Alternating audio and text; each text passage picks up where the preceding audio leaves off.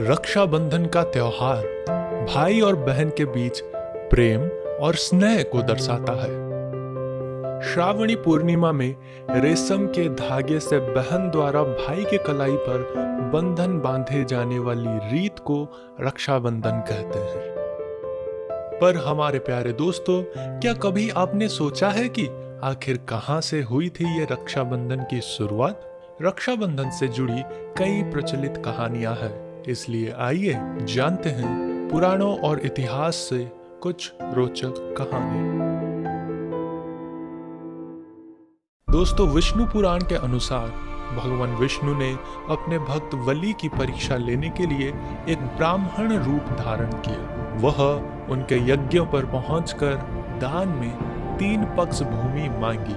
वली ने मांग स्वीकार की तो भगवान विष्णु ने एक पग में आसमान नापा तो दूसरे पद में पूरी जमीन नाप डाली। इसी क्षण दैत्यराज बलि यह समझ गए कि प्रभु उनकी परीक्षा ले रहे हैं, इसीलिए वली ने प्रभु का तीसरा पग अपने सर पर रख लिया और उनसे विनती की कि मुझे स्वीकार कर मेरे साथ रहें। भगवान विष्णु को वली की बात माननी पड़ी और इसी कारण भगवान विष्णु के ना लौटने पर माता लक्ष्मी परेशान हो गई। उन्होंने एक गरीब महिला का रूप धारण किया और राजा वली के पास पहुंच गई। माता लक्ष्मी ने उन्हें राखी बांधी एवं राजा वली ने माता से मनचाहा उपहार मांगने को कहा, जिसके बदले माता लक्ष्मी ने अपने पति भगवान श्री हरि विष्णु को वापस लौटने की मांग की एवं अपने वादा को पूरा करने के लिए वली ने माता लक्ष्मी की मांग को स्वीकार कर लिया।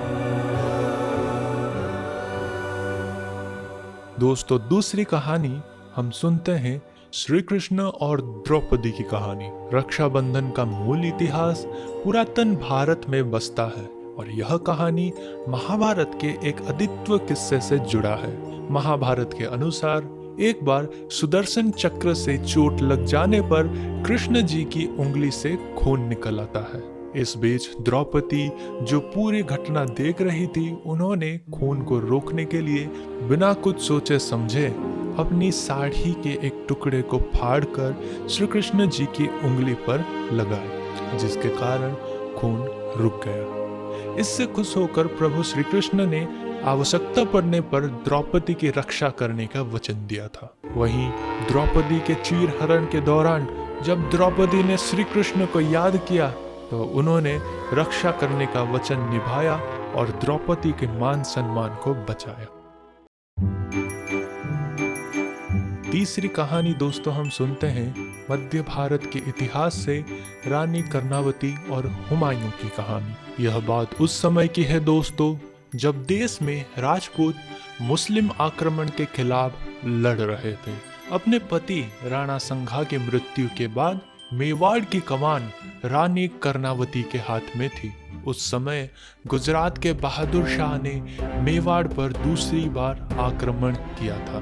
कर्णावती ने तब हुमायूं से मदद मांगने के लिए उससे राखी भेजी। हुमायूं उस समय एक युद्ध के बीच में था, मगर रानी के इस कदम को उसे भीतर से छू लिया। हुमायूं ने अपनी फौज फौरन मेवाड़ के लिए भेज दी। दुर्भाग्यवश उसके सैनिक समय पर नहीं पहुंच पाए और चित्तौड़गढ़ पर राजपूत सेना की हार हुई।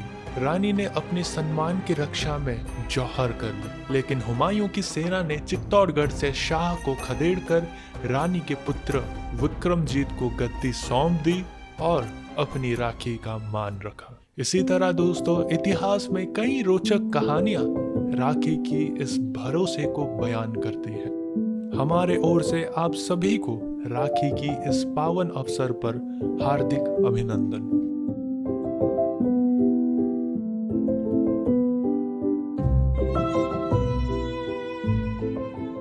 दोस्तों, वीडियो अगर अच्छा लगा तो लाइक कीजिए, चैनल को सब्सक्राइब कीजिए और बताइए कमेंट में कि अगली स्टोरी हम किस लेजेंड के ऊपर प्रस्तुत करें। धन्यवाद।